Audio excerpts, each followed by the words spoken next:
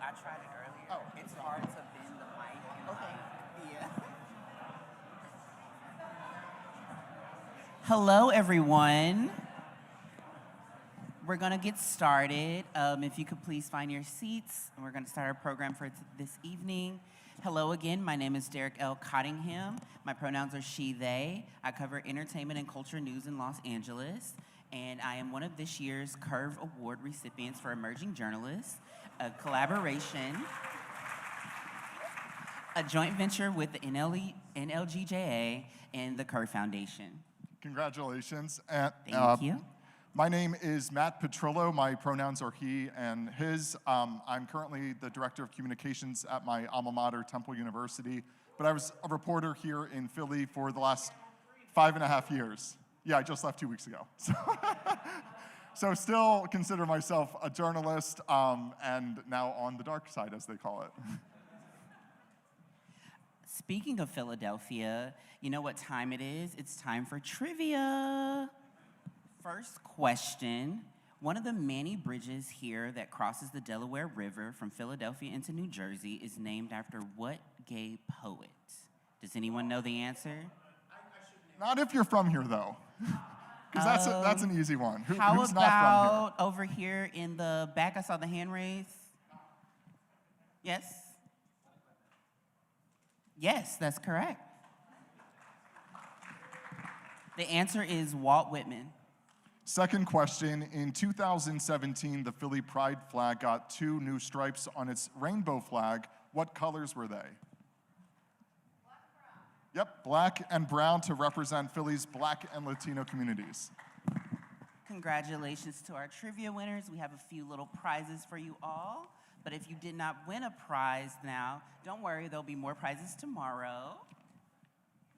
And for those of you going to the women's networking dinner tonight, gather in the lobby at 6:45 to walk over, or you can Uber with others if you like. And also remember tonight's Night Out Philadelphia, sponsored by Stoli. Keep that in mind for any interactions and mingling tonight. Yay, a little fun. And you still have a few hours left to check out the expo. You know, we all need that job, we all need that gig. You have until 4:30 this afternoon to get your Expo bingo card filled out so you can try and win 2 tickets on JetBlue and free registration for next year's convention in Los Angeles, California. And now we have our Excellence in Journalism Awards. And if you could please come up and get your award and pose with our president, who's over here for a photo to capture the moment. The first award, Excellence in Legal Coverage, goes to a multiple award winner this year, Nico Lang, for a piece that ran in the Daily Beast called Alabama is Trying to Raise the Legal Driving Age for Trans People to 19. About it, the judges said, this piece explains how discriminatory laws are simultaneously like falling dominoes and vicious circles, all of them combining to oppress transgender people in ways most people would miss. This is what journalism does, and as it often is the case, no one does it better than Nico Lang. Congratulations.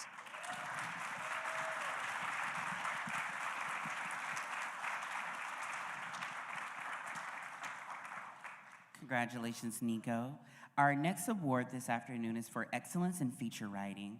That goes to Sam Manzella for a piece that ran in LGBTQ Nation called The Stonewall Generation Fought for Equality. Now they are fighting for their lives. The judges said this was a compelling look at the Stonewall generation and the challenges they face as they age. This piece presented the sociology as well as the faces and stories of this generation.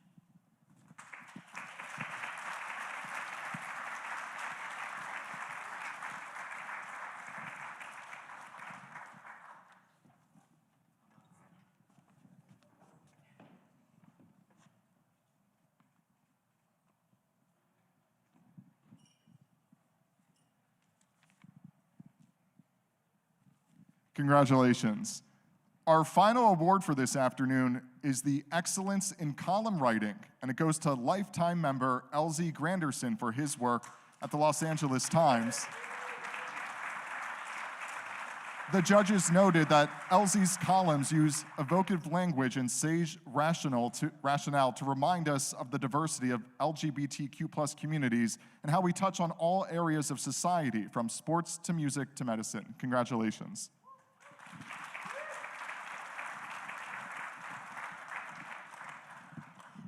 We have a number of other award winners who couldn't be with us today for excellence in news writing, both daily and non-daily, documentary work, and critique writing. You can see those winners up on the screen and read more about their award-winning work in the convention book in your bag.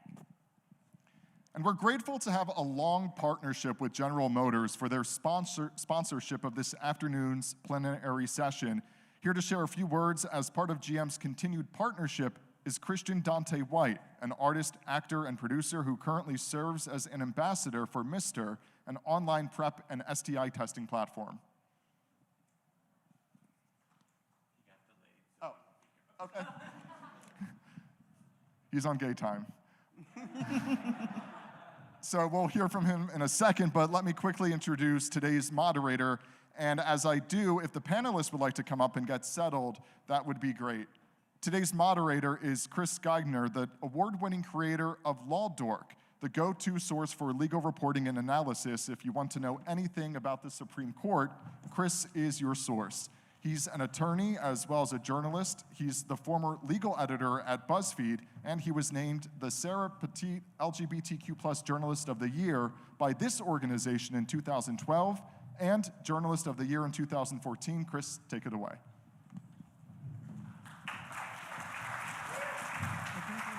Both of those.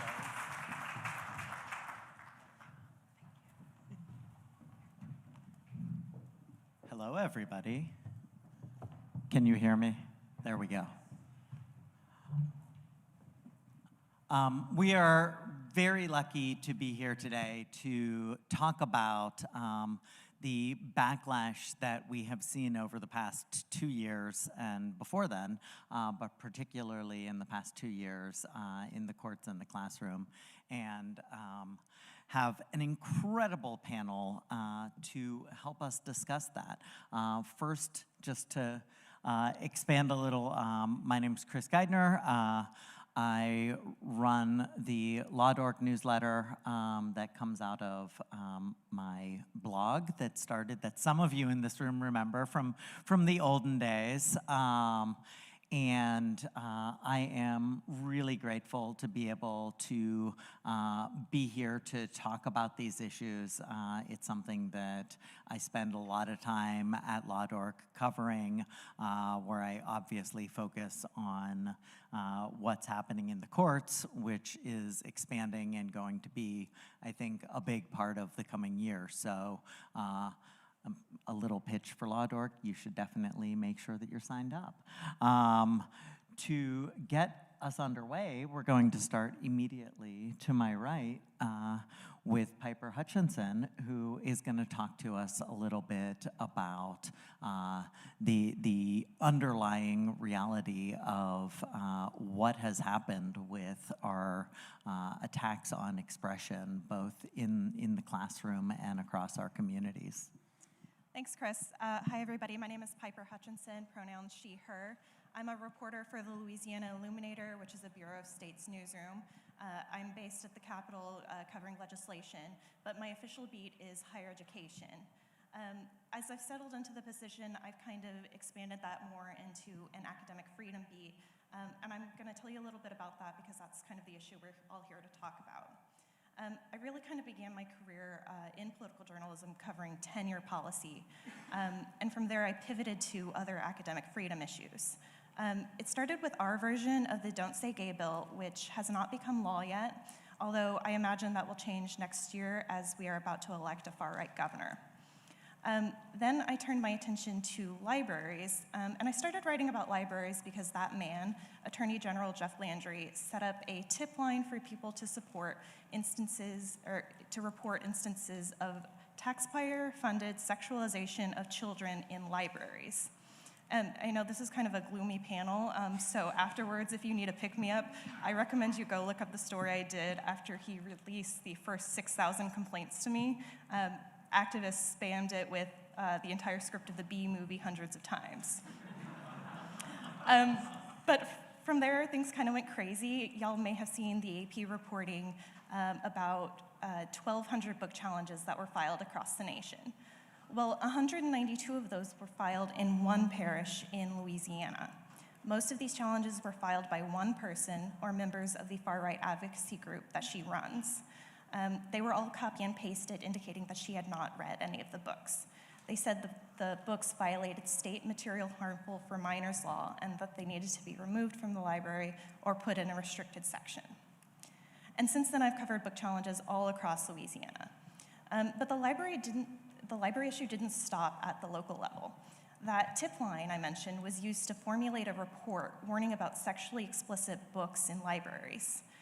The books he highlighted were those in the crosshairs across the nation, like Genderqueer and Flamer, almost entirely those with LGBTQ+ themes, and those that did have sexual content were already shelved in the adult section.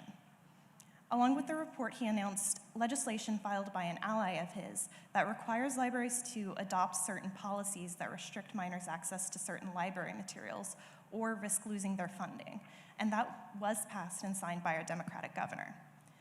That wasn't the only piece of legislation targeting the LGBTQ+ community and expression. This year, there was also a bill that restrict the use of pronouns in names that K-12 students can use. That one was passed, it was vetoed, he sustained the veto, but again, I think that's gonna be passed next year.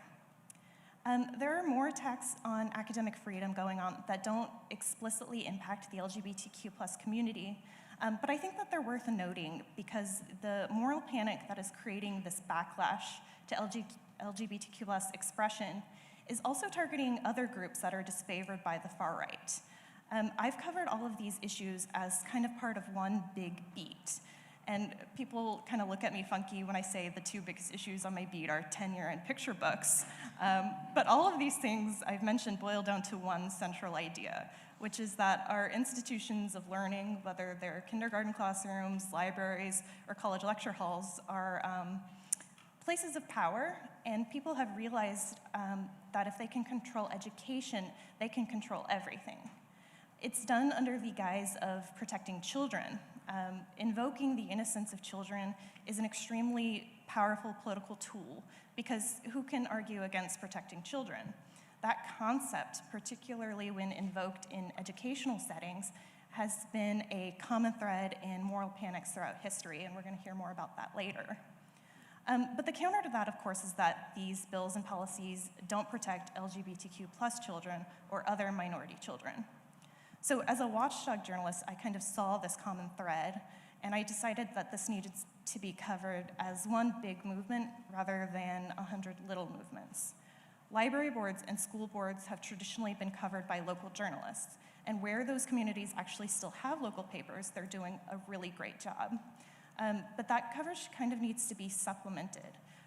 If you're just writing about one library dealing with book banning, you don't really get the full picture. This is not a grassroots movement that's popping up independently across the nation. But if you look at a bunch of library boards, a bunch of school boards, a bunch of universities, the policy-making process at the State House, the courts, you can kind of paint a picture of the real problem, which is that there is a coordinated nationwide attack trying to hijack our educational institutions. And that requires all of us to play our part, whether we're the local journalists or the state or the national journalists. But even if you can't cover everything, which most of us can't, we just don't have the time or the resources, I would strongly recommend you include that context in your reporting.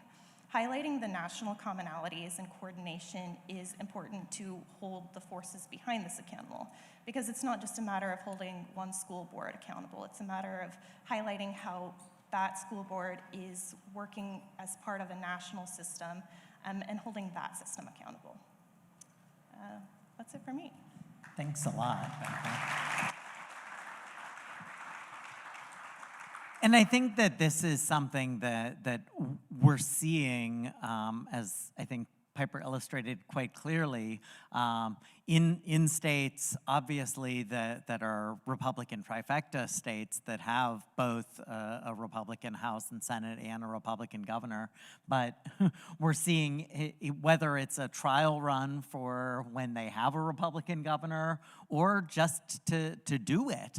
We're seeing these bills being introduced even in states that are where they're clearly not going to be passed in order to be able to push it out to their donors. And the result of that is that we see this infecting our culture in lots of ways. And I want to turn to Stephen, an assistant professor of communications at LaSalle University, to talk about sort of the broader context of how sort of this big scope that we've just heard from Piper falls into our greater culture.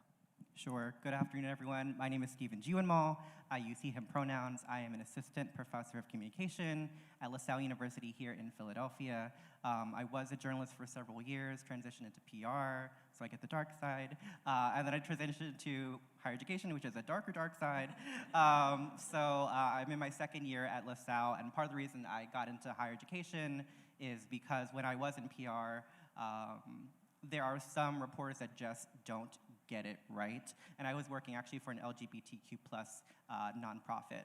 And sometimes covering queer stories in local press can be done problematically or affirmingly. And so part of my motivation for getting back into the classroom was to make sure that the next generation of journalists and storytellers get it right. So I will provide a bit of the educational perspective on this panel. I'm really fortunate to be at LaSalle. LaSalle is actually my alma mater, so I'm really proud to give back in a way. I'm really grateful to be working in a city and in a state where we're not going to see a lot of these challenges come to fruition, thankfully.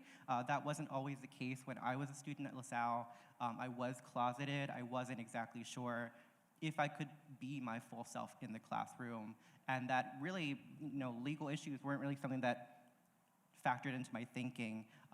Fast forward now, and at LaSalle, which is a faith-based institution, a lot of people have preconceptions that a school like that would not be welcoming, would not be affirming, and I'm really grateful to say that that's not the case. I think it's a slow march towards progress, and I think that's something that we should celebrate. But I know that's not the case for other professors, and not even in the higher education level, but also from the K-12 level. We're seeing a lot of these laws and legislation impact students who are even trying to get to the college level. I have colleagues in Florida and Texas where legislation has impacted them, where there's been a stop to federal or state funding of anything DEI related, and LGBTQ plus issues fall under that umbrella. So what's happened is people have unfortunately had to close some of these pride centers, LGBTQ plus centers, at these universities, which then makes them less affirming, less attractive for students to come and attend. And when you look at higher education overall, I think the pandemic has taught us that life is short, and perhaps college is not the route that you should go or want to go. So what we're seeing across the board is that fewer students are coming to college. And what that's doing is, for universities like my own, which are very tuition dependent, the fewer students that come to school, the less money that the university generates in terms of revenue, which impacts, teachers and pay and cutting of programs. So it might seem like a small thing, but there is this trickle-down effect when it comes to providing a safe space for students in the classroom, not just in college, but also getting to that college route. I will say that in a state like Pennsylvania, where I am grateful that there are protections and general viewpoints that these legislations should not pass, there are pockets in the state where this happens, where people are frightened for their lives, for their safety. And I actually live in the Lehigh Valley, so I live about 90 minutes north of here. And in my community, I'll give a quick example. There is a new restaurant in town. It's a steakhouse. The woman who is the owner of this steakhouse has been very vocal on Twitter or X about her views on trans people, on queer people, and it's been very, very problematic. And the interesting note is this steakhouse is directly located across from a charter arts high school where many of the students there identify as queer. And so there was a lot of fear among students that something directly across from where they go to school and learn would not be a welcoming place for them. And so you see examples like this in states that may not be in as much danger as other states, but it just goes to show that no matter where you live in this country or around the world, these are still issues that impact a lot of people. So I think the challenge for journalists is to not assume it's not happening in your backyard, and to be aware that things that happen in the courtroom can absolutely impact the classroom as well. Thanks so much, Stephen. Next up, we have Hannah Schoenbaum, who is at the Associated Press and is in North Carolina and is going to talk to us about something that I think that we've all, for better or worse, had to deal with a lot this year, which is the sort of wave of legislation across state houses. And Hannah has an expertise in North Carolina, but also a breadth of expertise outside of the state as well to share with us. So.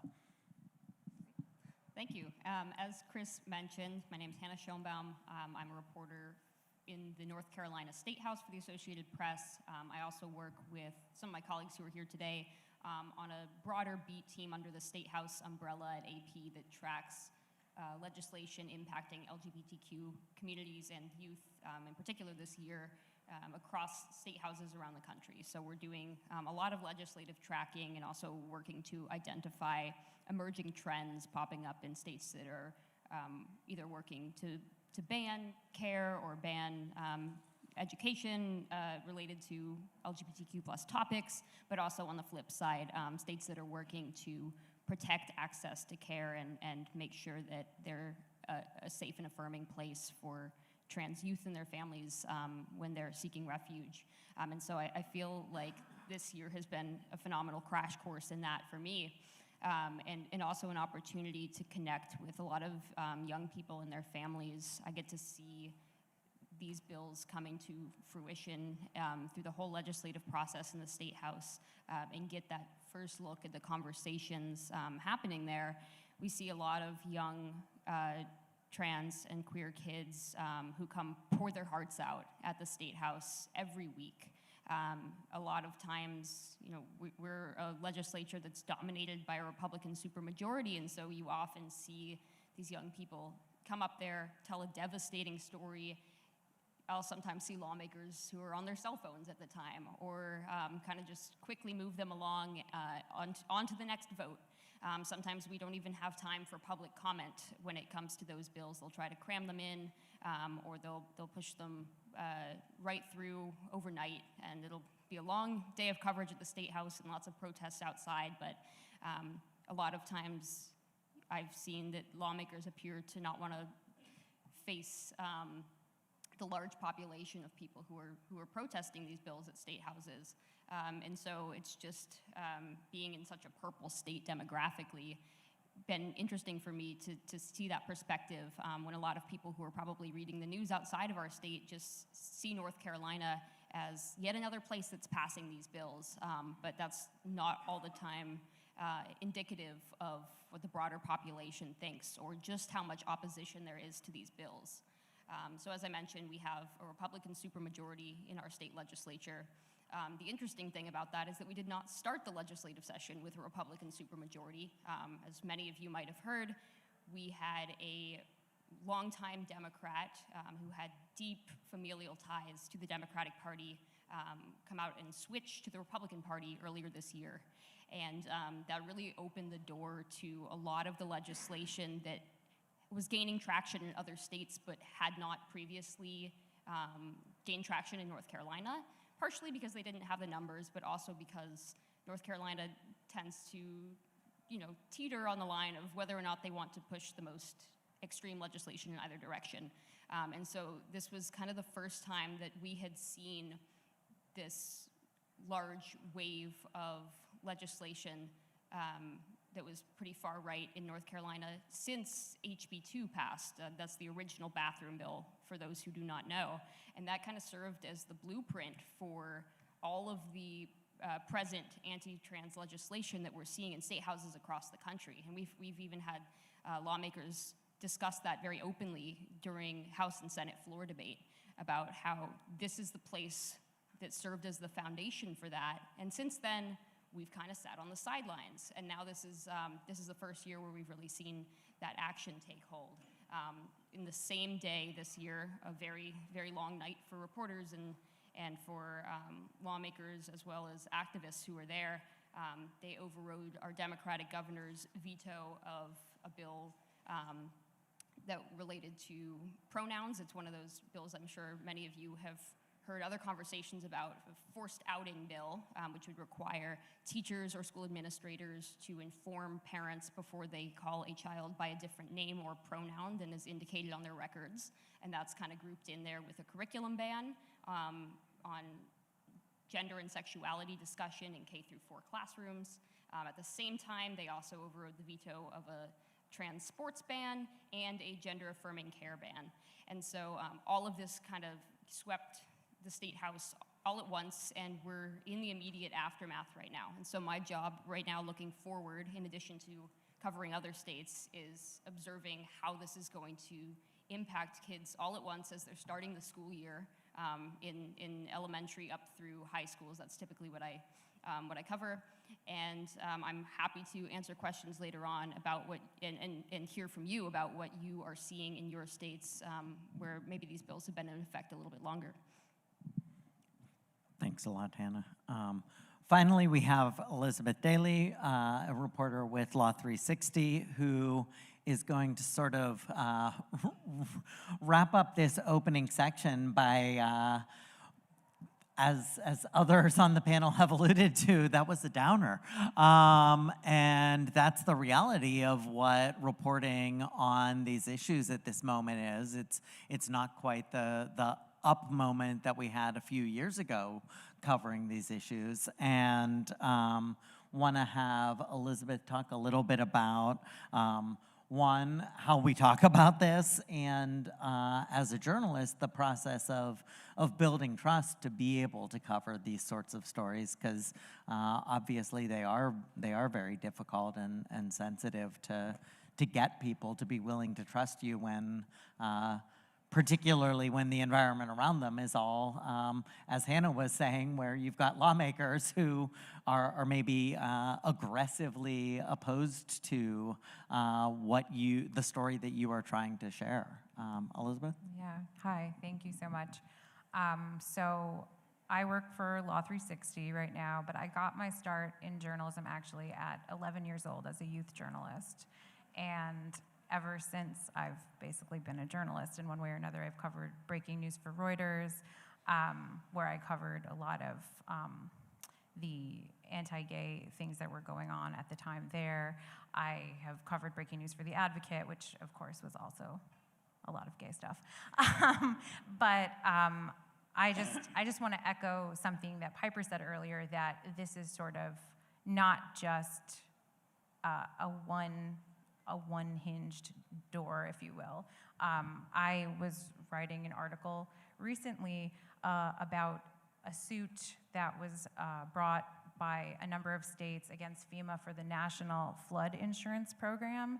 And within this court document, the suit cites race, ethnicity, religion, income, geography, gender identity, sexual orientation, and disability when issuing rules and guidance. That's what the suit is blaming the flood insurance program for doing in terms of raising the rates for people in flood zones. So this suit was brought by Jeff Landry, was the lead on the suit in Louisiana. So this is really infiltrating all sorts of facets that you wouldn't really even expect necessarily to find it in. And I think what's really important as reporters, and what we like to do at Law 360, is really read the legal documents and go in deep. There's a source called Court Listener, which enables you to get free legal documents if you don't want to pay to use Pacer, which I'm sure you all know about Pacer. It's quite expensive. And once you get the documents, you got to delve in, and you got to call the lawyers, and you've got to call the people who are listed in these court filings, and speak with them. Speak with the person who seems the least crazy first, I would say. That's my hot tip, and then you can move out from there. And I think, when it comes to building trust with sources, I think that we focus a lot in telling these stories on interviewing trans kids and the parents of trans kids. But I think for our broader coverage, I think it would be good to get the input of a kid, like just an average kid who, what are children thinking about this? Because if these are issues that are impacting our children, this is my background as a youth journalist. When I was 11, I was always thinking, well, why isn't anybody asking me what I think of this? It's all about children. We're all talking about kids this, kids that, but why aren't we teaching the tools of journalism to our youth? And I just think that would be a really great way to sort of move the discussion so that it's not all us talking about them, which is a very ageist thing. We're all adults in here, I think that we can't ever hold the perspective fully of the younger generation. I think we should look to youth to tell the stories of their peers and teach the tools of journalism to youth, because I think they're fantastic tools that have served me well throughout my life. And in terms of building trust with sources, I think if you keep showing up at the school board meetings, if you keep showing up, and if you, put yourself out there in a way that seems genuine, and don't rush if you can bear to not rush, and to speak about issues that maybe aren't as hot button issues, like what are you learning in school? How are you feeling about your life in general? What's going on? What did you eat for lunch yesterday? Just questions that are just conversational questions that you might ask to anybody, because I think a lot of times, especially if you're interviewing children, there's a lot of nervousness that kids might have speaking to adults about things that are private and personal. And I think that those are some tips as to how to build trust. So I really appreciated that, and I think the point that Elizabeth made about in terms of children, one of the things that I noticed just recently over the summer was when the Seventh Circuit Court of Appeals in Illinois issued an opinion about school bathroom policies. I noticed that something that I have definitely seen in other opinions, but it was a great thing from a sympathetic judge who you wanted to see, that repeatedly throughout the opinion, the judge almost aggressively was like, and by the way, the children didn't care. It was the parents who were the problem. It was the teachers who were the problem. And that was literally 3 times throughout the opinion. And I think that that's almost a way of reinforcing Elizabeth's point that we would probably get really different stories if we were actually finding out what people in the classrooms were thinking, as opposed to what the parents complaining at school board meetings were thinking. Speaking of parents, we thought it would be an interesting sort of, before we get into the Q&A, to take a little path through how we look at covering one of these issues, sort of a case study, and it's sort of the omnibus idea that Hannah mentioned and that Piper's mentioned a little bit, that this idea of there have been in a bunch of states various versions of Parents' Bill of Rights.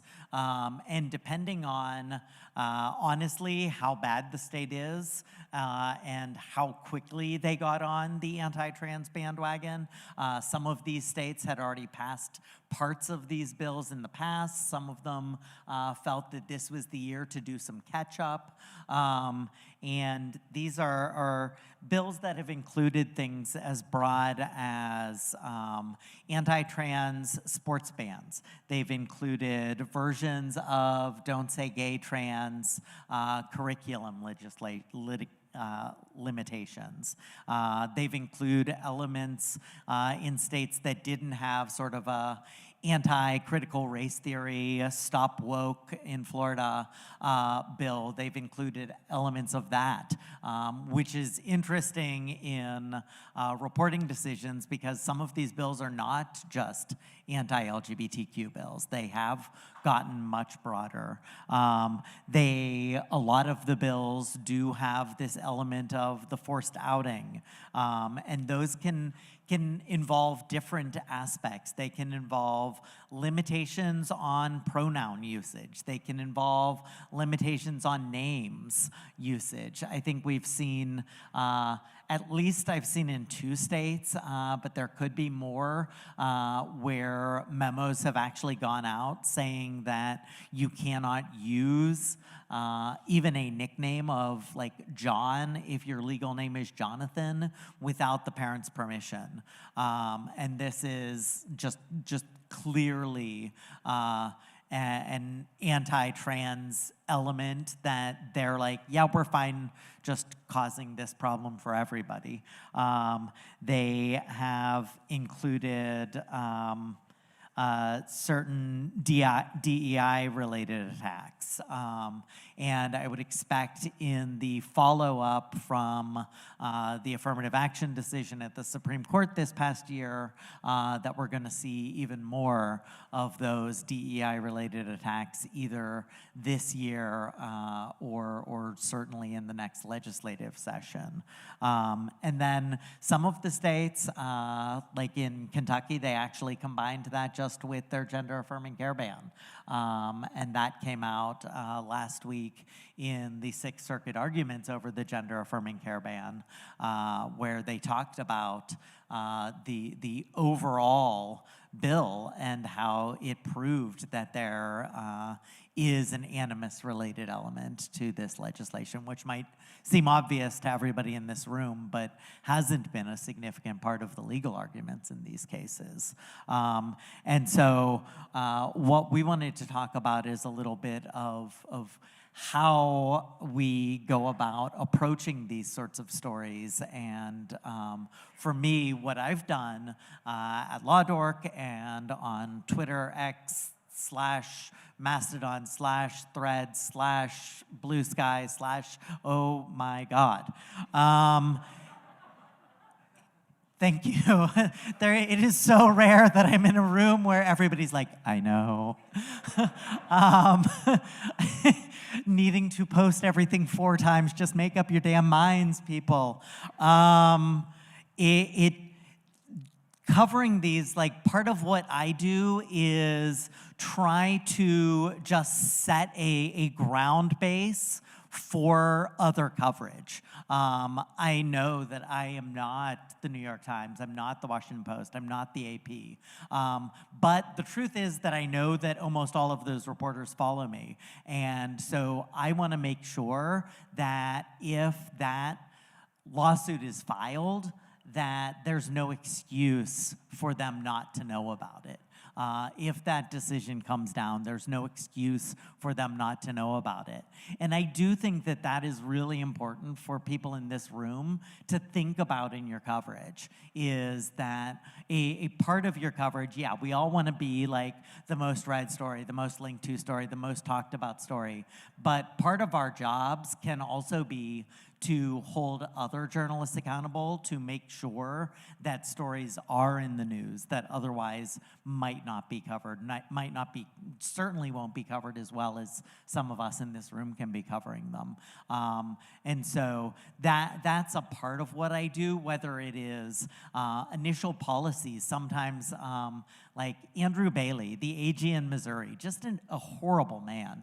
And I really don't say that about a lot of officials, but just like everything about him, he literally came from, particularly for my interests, like he was originally like the general counsel to the Department of Corrections in Missouri, which I've had a long, really bad relationship with, covering the death penalty. And then he became general counsel to the governor, and then he was the acting AG, and now he's going to be running for office. And he's really one of those like born in a lab, like really, really bad people who says all of the things that they want him to be saying and then does them. And he, for example, passed a policy banning gender-affirming care for minors that he was like trying to beat the legislature. Like they were going to pass a bill, and he just wanted that like credit in order to be able to use that in his primary to put off a primary challenge. And so I made sure to cover that, and I made sure that that was on top of the story before the legislature could act so that people knew that he had done that, and that would be a part of his story going forward. Then there's legislation, and we've talked a little bit about the legislative path and how we cover that. And then there's the court filings, and we get into that. And just last week we had, in the past 2 weeks, we've had the 11th Circuit's decision on gender-affirming care bans that was an Alabama-specific decision, but it's already had fallout that it has put the Georgia ban back into effect for now. We've had arguments just last week in the 6th Circuit over the Tennessee and Kentucky bans. That decision is expected by the end of this month. And so all of this could very quickly be barreling to the Supreme Court and would have a very significant effect on these sorts of bills because they're going to deal with the same discussions. But when we're covering this, it is important to put this outside of the context of those individual policies, those individual pieces of legislation, those individual court cases. And the fact is that this is the latest in a series of moral panics over time. And want to turn back to the panel and talk about sort of this history of moral panics and how that has developed over time and how we're seeing it play out now. So I guess I would talk a little bit about just how I covered the early days of marriage equality when it was being called gay marriage for a long, long time. And I think that even if you go back to that kind of concept, the idea of the child it's like, well, what kind of families is this gonna create? How are we gonna, and it doesn't make any sense and all this sort of, this stuff. And I think it's really important to, there was a big push. So at The Advocate, we have our own style guide, and we, we say marriage equality like pretty much exclusively, even at times when the phrase is like, it's like, really, you're using it there? But like, we're just gonna do that because it is a principle that we hold in a sense.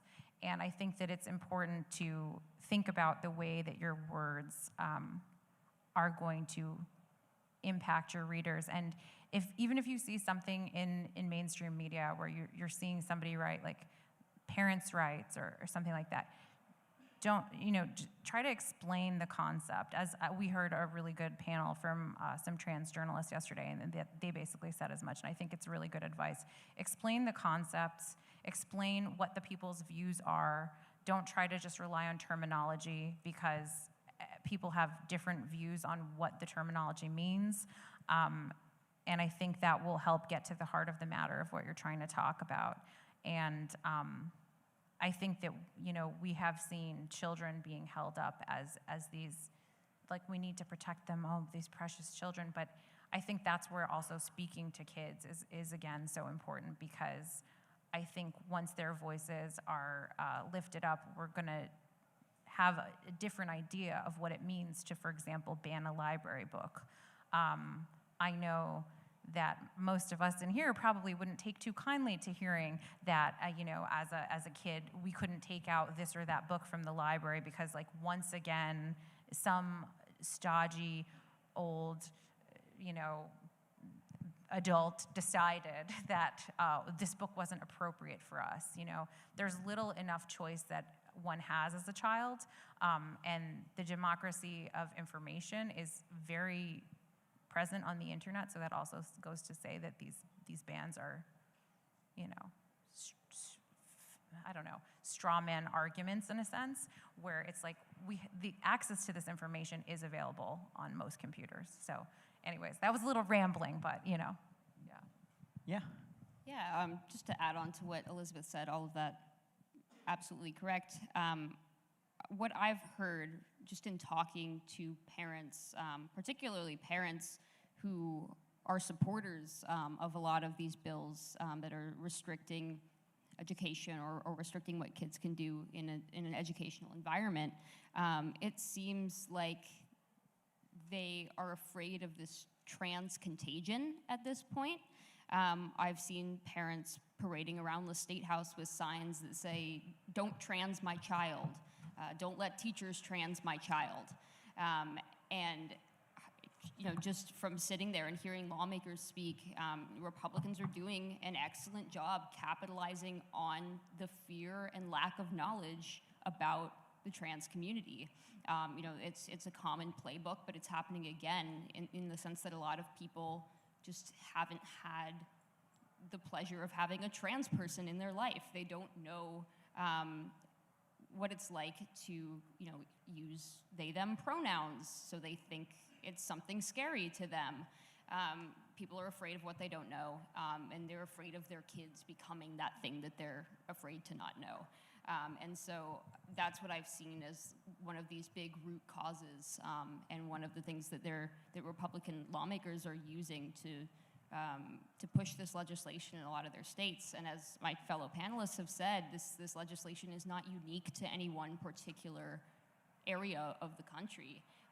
My colleague Jeff McMillan, who's sitting here in the front, did a phenomenal project looking at certain right-wing interest groups and how only a small number of them were creating model legislation and funneling that into state houses. And you can look at several bills introduced across several states where there's copy and paste sentences, even block paragraphs of text that are identical to each other across these bills. And so, you have to really zoom out a lot of the times to get a broader sense of where this legislation is coming from. And then when you're covering the effects of it, it's such a local approach, like Elizabeth said as well, making sure that you're talking to not just parents, but also kids of all backgrounds who are experiencing this in their lives, and also talking to the teachers, because you have instances where teachers are similarly afraid of what they don't know. A lot of them don't know if they're going to lose their jobs if they don't abide by some of these policies as the school year is starting. I'm seeing just a massive fear among teachers in my region, particularly with the pronoun bill. Several of them have said, well, there's no way I'm gonna out my non-binary or trans students to their parents. I'm not doing that. But that might put them in the uncomfortable position of having to lose their job, and that is their source of livelihood. And so they're really caught in the crosshairs on a lot of these bills. And I'm sure that's the case with a lot of legislation that my fellow panelists are going to talk about. Right now, I'm starting to look into the way that teachers are finding workarounds to some of these policies.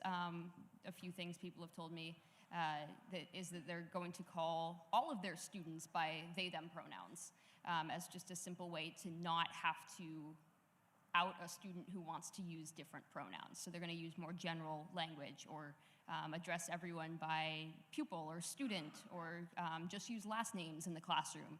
Things like that would avoid putting them in the uncomfortable position of having to out someone. I had a story that came out earlier this year that was really looking at the emerging trend of these forced outing bills, and talked to several families. I heard one mom tell me about how she was abused as a child, and how although she was not part of the LGBTQ plus community, she's now a parent of a non-binary kid who was out at school for about a year before ever telling their parents. And the mom struggled with it for a little while, but eventually, came around and admitted their faults very publicly. This is someone who spoke at the legislature and said, I needed some time to come around to this. But what I'm especially glad about is that my child had the supportive environment that school provided them before I was comfortable enough in myself to provide that at home for them. They were being affirmed by their teachers. They were being affirmed by their classmates. They were being loved and embraced in a way that my child was not getting at home. And not every parent comes around like this mother did. There are a lot of kids who, if they were outed by a teacher to their parent, that would lead to abuse, neglect, conversion therapy, who knows what. Could lead to violence. And so that's the position that I'm hearing a lot of non-binary and trans youth are in. They're terrified, if not for themselves, then for their friends who aren't in as affirming of households as they were growing up in. And so that's the real fear that I'm seeing among kids these days. And it's something that should not be taken lightly. Piper, as a covering in a state where you have had sort of like, you do sort of talk, and we talked ahead of time about this idea that like, there's almost like this waiting for a wall to fall in Louisiana. What is sort of your thoughts about sort of how you're planning to cover if presuming there is a Republican governor and you start having these laws actually being able to pass? Yeah, we're in a weird waiting period right now. We have our gubernatorial elections this year. His name's been dropped already. Attorney General Jeff Landry is the front runner. And yes, he's a far-right governor. We have a Republican supermajority in the legislature already. They're likely to hold on to that. So it's going to be very different in the next 4 years than it has the last 8 years, where we had that Democratic governor as kind of a stopgap for the LGBTQ plus community. But we've already had these bills. A lot of these bills have passed. And we did see a gender-affirming care bill go into law this year. So in a way, we're planning to continue that coverage. It's like we've already had kind of like the warm-up, and looking to states that have had these bills go into law, looking at Florida especially. I think there's a lot to be learned from the work that those journalists are already doing, and just looking to improve on what we've done so far. Once these bills go into law, we're going to need a lot more coverage, talking to people who are impacted by them, and telling those stories. And I think that's something we're all cognizant of on Press Row, and something that we're all kind of gearing up for. Thanks a lot. And Stephen, obviously, if we live in a world where this is what's happening every day, if it's in the news, it's being discussed, there is sort of spillover effect, sometimes actually in the bills, and otherwise just in the discussion, the environment, what it does. What is sort of your thoughts on sort of how that does play out in the real world? So I'll give a personal example. My husband's best friend is a new mom who lives in Jacksonville, Florida.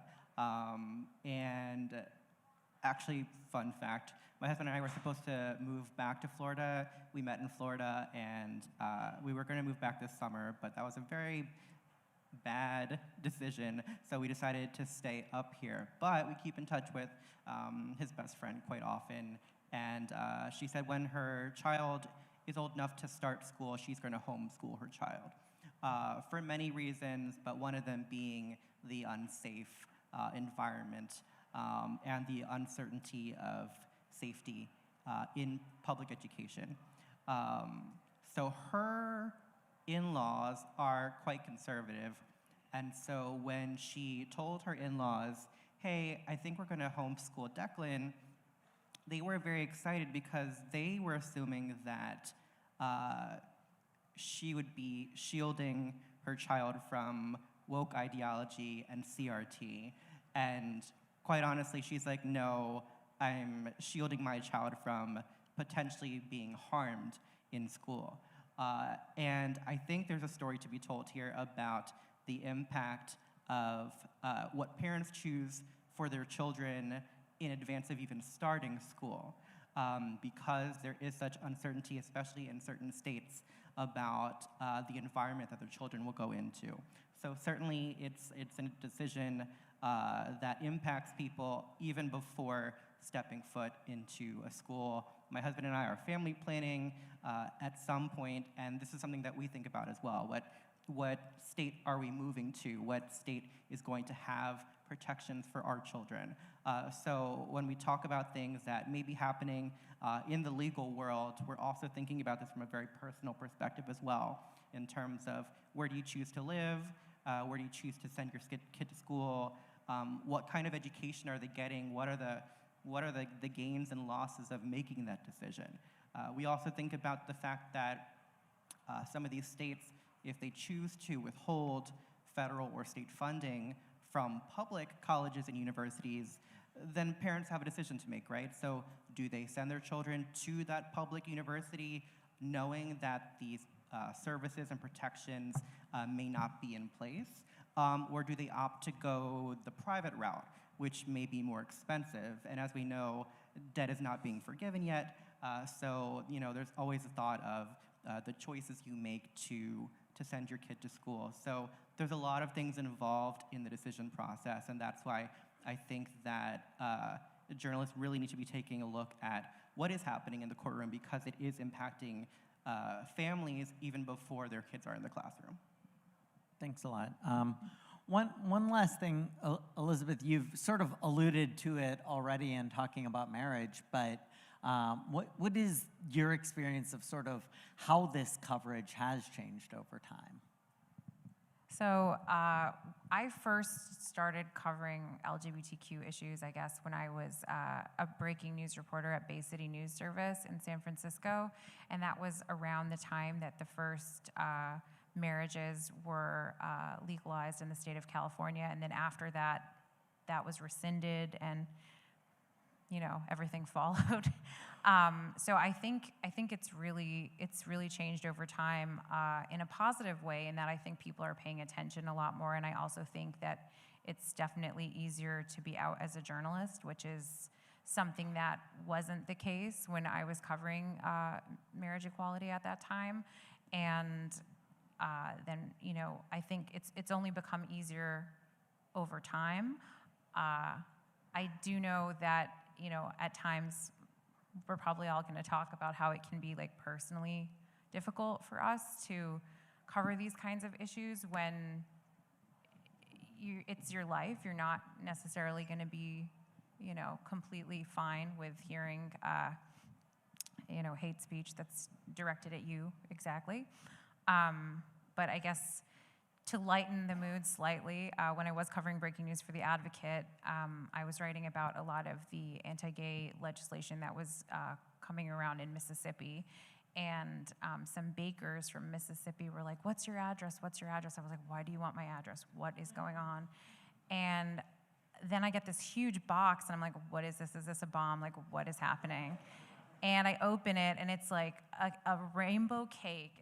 It's huge. It's not a one-person cake. This is like a Mississippi family-style cake, and it's rainbow inside. And they're like, "We're not all like this. Thank you so much for your work. We really appreciate the work that you're doing." And so I think on the flip side, it's really nice to be appreciated by the community and to be able to write things that have an impact and that have potential to create positive change, because I think and hope that's why we all got into journalism in the first place. So, yeah.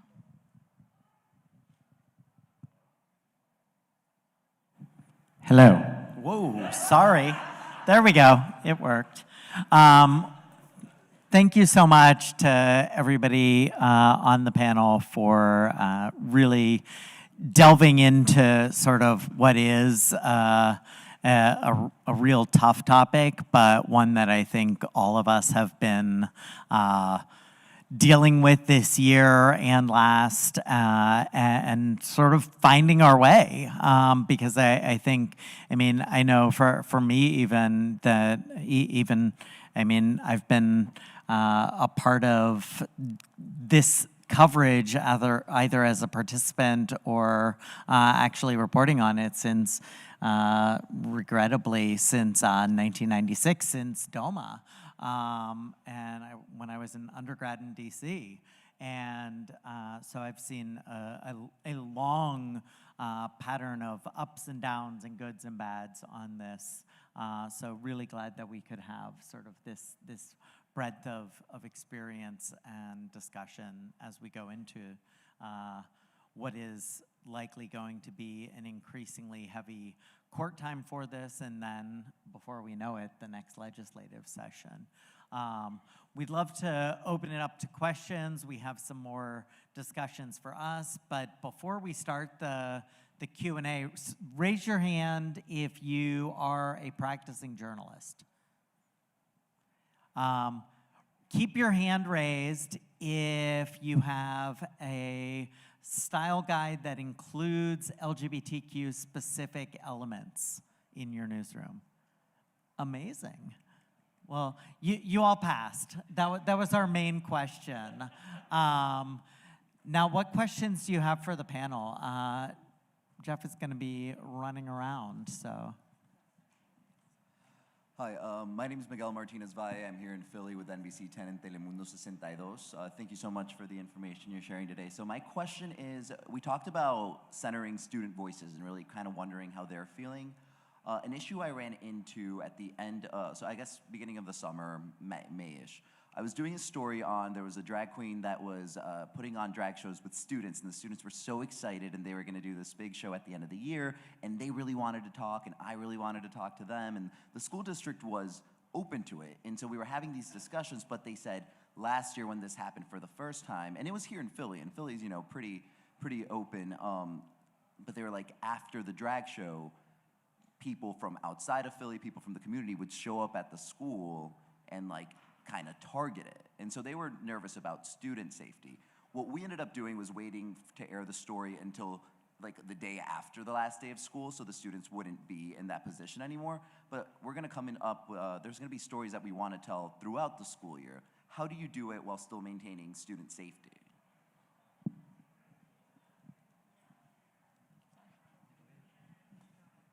Sure.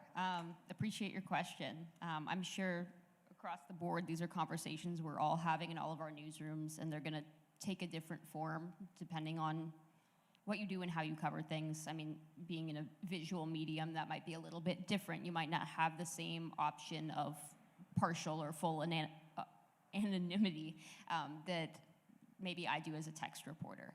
And so I would say just make sure that you're candid about what it would mean for that young person to be a public voice or public figure as part of your segment.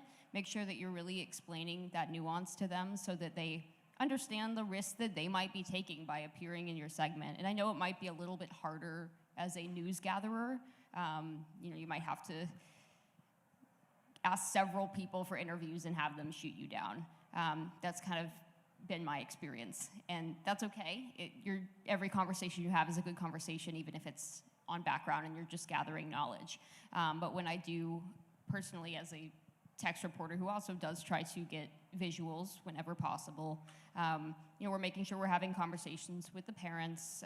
We're making sure that, you know, if there's an option to shield the child in some way, whether that be with a photo that partially covers their face. We have phenomenal photojournalists who are willing to take those creative approaches to protect the subject. We might use a nickname or only a first name. We might not specifically mention the city or the name of the school. We might say, in this county in Florida or something like that. There are little ways that you can protect your sources, but I'd say that ultimately it is up to them whether or not they want to participate, how much this means to them on a personal level, and whether they understand the risks. So just be having those conversations openly. When in doubt, ask a higher up, and just make sure that even if your higher up editors aren't taking safety into account, that you're advocating for your sources in the way that they need to be advocated for. And I would note one thing, when it comes to litigation, a lot of the times, it is very helpful, and I know that we've already talked about the importance of like going to the names on the filing and talking with them. That sometimes, I mean, not in that situation, because there thankfully wasn't a lawsuit. I sadly am not often covering stories where there's not, but where there is, oftentimes they will, the people behind the lawsuit will have worked out with all of the people involved who is ready to talk to the media. And so sometimes in those situations, talking to the lawyers behind the case can be really helpful. Even if it is a case, like a lot of these cases, you see the names will be like, with like initials, they will be some semi-anonymous. But if you work with the lawyers who are behind the cases, oftentimes there will be like one or two kids who are willing to talk, and they have gone through sort of what the impacts of that will be, and their parents are involved. So that's another thing to be thinking about. I would also say just like spread out the risk, so it's not focused on one specific child, but maybe focus on a group, maybe interview a group all together, so it's not just like as easy to have like one person with a target and get a wide swath of children, not just LGBTQ kids, but all kids. Other questions?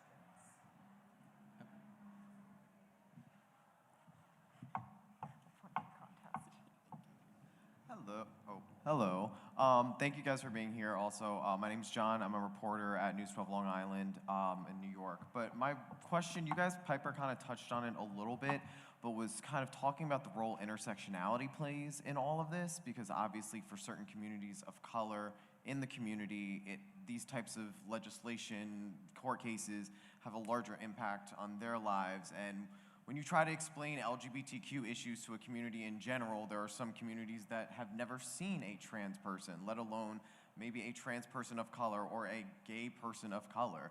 So how would you approach conceptualizing and explaining the role intersectionality plays in the latest attacks to your audience without bogging them down with the details? I mean, I think it depends on what the specifics are, but I think, the thing that I sort of mentioned in regards to some of these Parents' Bill of Rights bills is that oftentimes the legislation does it for us, because a lot of the times these are interrelated, and the actual attack itself is interrelated, and you'll see that in the floor speeches. You'll see that in the committee hearings. So sometimes it's a little more background research on our part as journalists to make sure that we understand that it's not just an anti-LGBTQ bill, that this actually is a bill that's attacking the Black community as well, is attacking immigrant communities. There are a lot of bills that have proposals that will cause difficulty for immigrant communities that are just lumped in to these bills. And so I think part of it can be on that front, on the background for legislation. I think another big advantage that I'm always looking for is who are the people who are speaking. And they can often do some of that work by actually illustrating those voices that maybe are not often a part of the media, are not often a part of the stories, even if they're not. And now to talk against my own prior advice, even if they're not the people who the lawyers behind the case are pushing forward, sometimes there are people who are directly impacted who want to talk, who can help illustrate that. And that is, again, a situation where sometimes it's more work that you have to do as a journalist to make sure that you're able to tell that story that illustrates that intersectionality better. I also think that certain issues lend themselves to being talked about together in a way that's easy for the public to understand, like issues of bodily autonomy, which come up in discussions of abortion and discussions of gender-affirming care. I think, to frame it all like as like, oh, this is an issue of bodily autonomy, I think that that's something that people can grasp more readily. So I think It does work. Trust me, it works, but it's a weird. So I do think it's difficult to do it without getting bogged down into the details, because a great degree of specificity is important. And if you don't have like the column inches for this particular story, it might be helpful to write an explainer about how these issues are connected.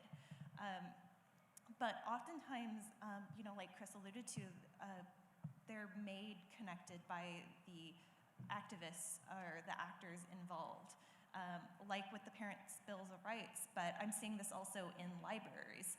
The book challenges that aren't targeting LGBTQ plus people are targeting books that are about Black and brown people. These groups that are kind of othered. So in those cases, it's very easy to kind of draw the line, but I do still think it's worth putting in the effort to kind of connect them when there is a few more degrees of separation. I would also say that source visibility and representation is really important too. Sometimes we're not the best voice to explain something, and to find someone who represents that intersectionality might be the best person for that. And to be honest with you, I think there's a level of trust that also comes with that.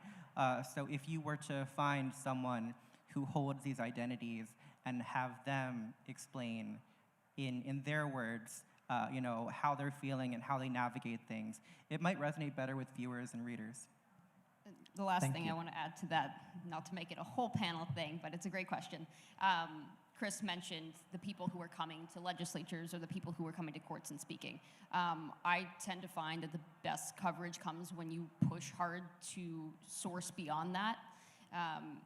Not just the people who are in a safe enough position, in a comfortable enough position that they show up to the legislature to speak. Those might be, more activist-minded people who don't represent the broader community or other underrepresented communities that might also be affected by that, or might not even be as knowledgeable about the policies that are going to then impact them. And so I find personally, I've been in my job for a year and 3 months. More than half my job is like those on background sourcing meetings. It's just all about showing face in the community. And I felt like I was really able to uniquely fill a coverage gap where I was at in North Carolina, because I work with 2 older, straight, white male coworkers. I am not that. And so I was really looking for my niche when I started out there, and I noticed that we were kind of lacking in our storytelling surrounding LGBTQ youth, and I'm only a few years out of school. I feel like I'm young and personable, hopefully, and so I just kind of started showing up to LGBTQ plus community centers, community gatherings, things like that, just to meet people and make sure that they knew that there was a reporter there who was going to take their stories seriously, somebody who understood to some degree what they were dealing with, even though I myself am not transgender, I'm not non-binary. I at least, have a lot of experience learning from other people in this community, and am very much willing to sit down and give them the time of day and report on their stories with the respect that they deserve.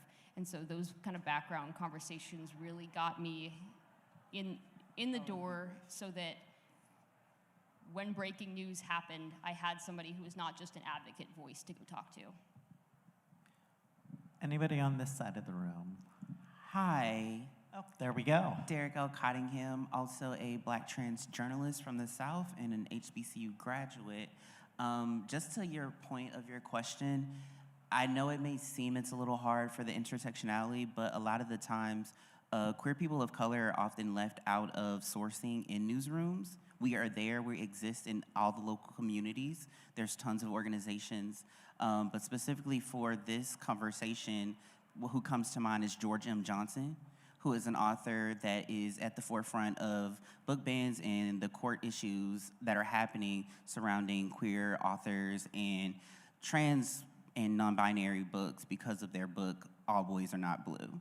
And so I would say that it's about challenging yourselves as a journalist and knowing that the sources are out there, but then also thinking that, hey, when I am working on a story, there probably is a trans or a queer person that is in this specific thing, and it may not be the angle is all about us being queer people, but we are all a part of different sub-communities and intersectionalities as well. So it's just about knowing, kind of getting a little acquainted with like the local community and some of the organizations around.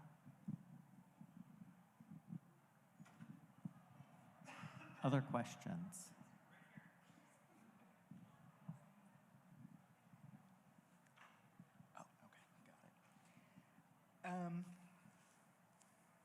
So this is more of a, from where I'm coming from, I guess. My name is Mike Makrovich. I'm an editor with WLRN Public Media in Miami. And as far as the reporting of these issues is concerned, at least from my perspective, I think a lot of the time the reporting that rises to the top and really has sort of that longevity is the reporting that centers humanity, right? And as these issues are as hyperactively covered as they are, I feel even a lot of the best reporting out there that does exactly that can very easily get lost. And so I wanted to ask the reporters on the stage, what are some ways you're challenging yourselves to find new narrative pathways? Great question.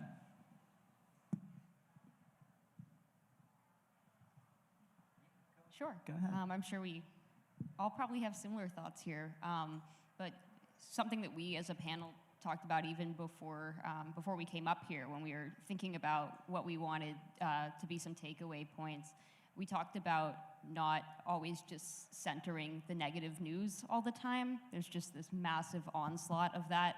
And for a young person who maybe isn't keeping up to date on all of the little moment-by-moment developments, they probably can go still to a news site on any given day, or even scrolling social media and see the loss of their rights in some place.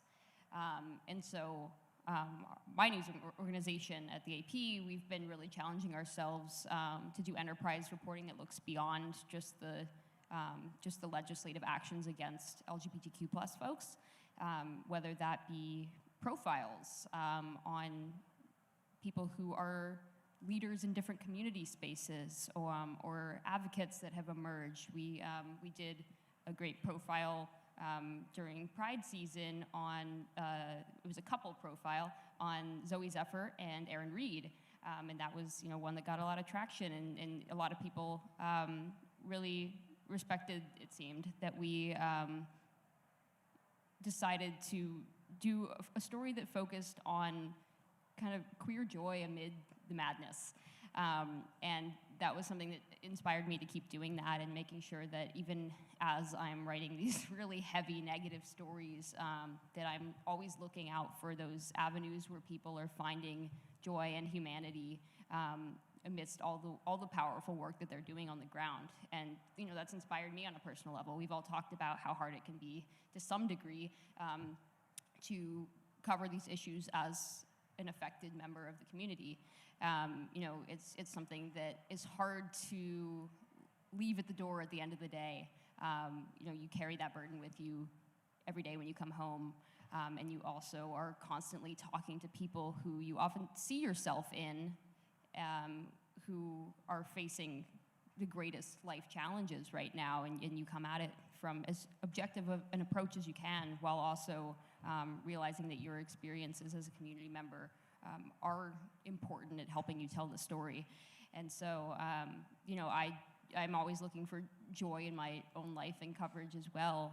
And as much as I feel empowered to do this work, I also know that taking care of yourself is so important. And that's why personally being here is like a retreat for me, to be surrounded by this much community. I won one of the NLGJA student scholarships in 2018, and I don't think I told a soul about it because I wasn't yet comfortable in myself, and I didn't feel like I was ready to exist as myself in this kind of community space, and now I'm up here. So, you know, it takes that kind of self-reflection to be able to do this work with the confidence that's needed to lift up other queer voices. Jeff? I think maybe one brief question and one brief answer.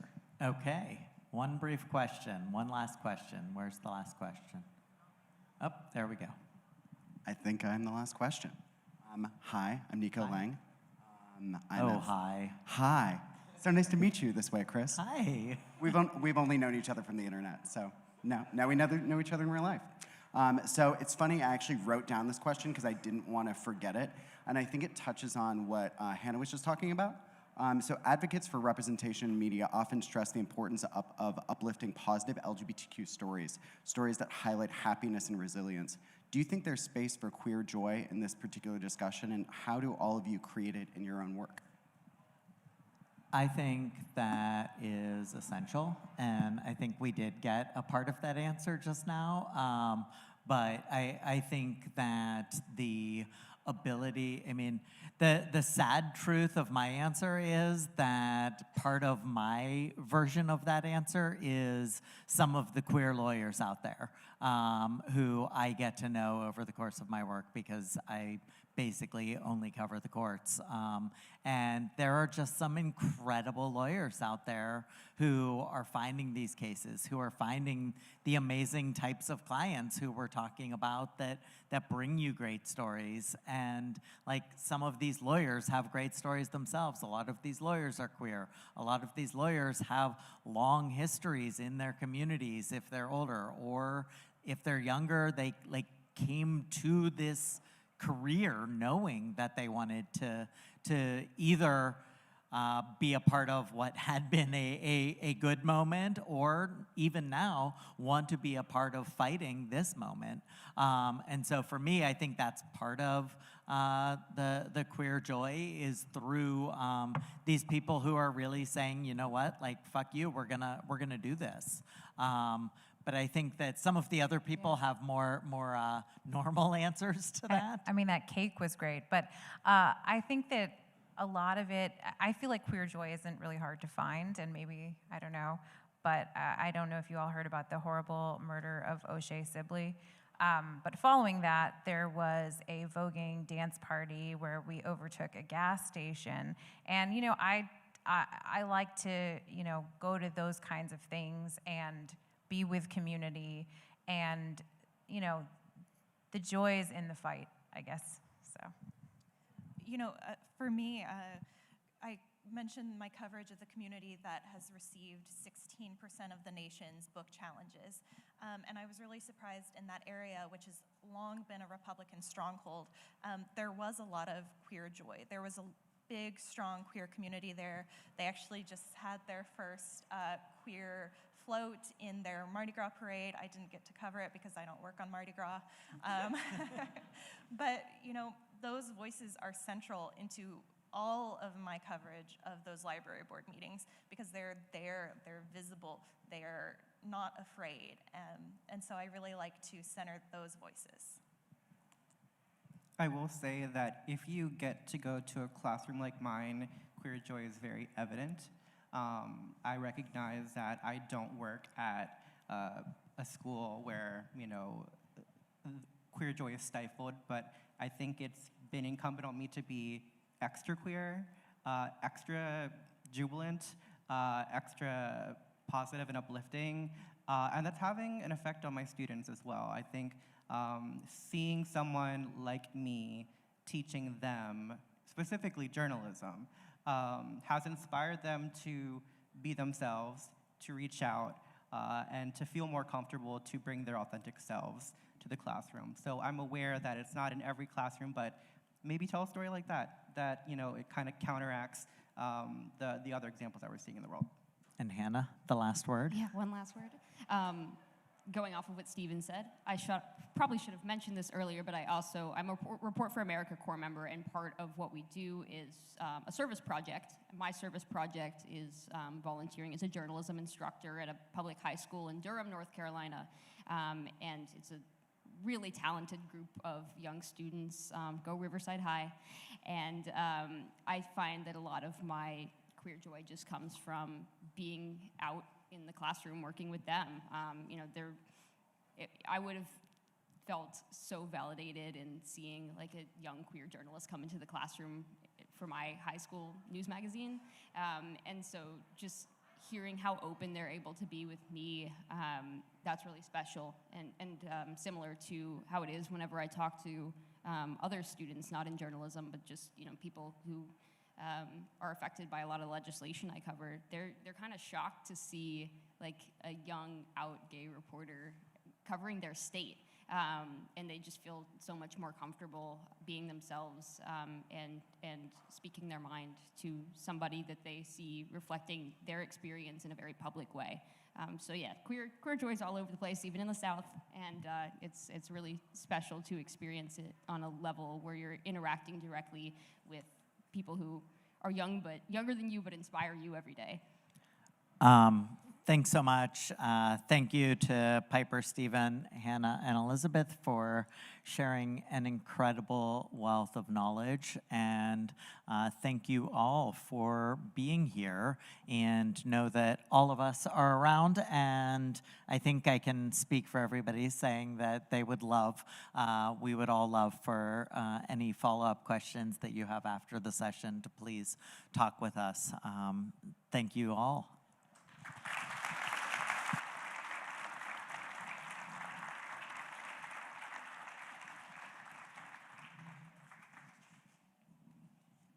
Awesome. That was a really great informational panel. Thank you all.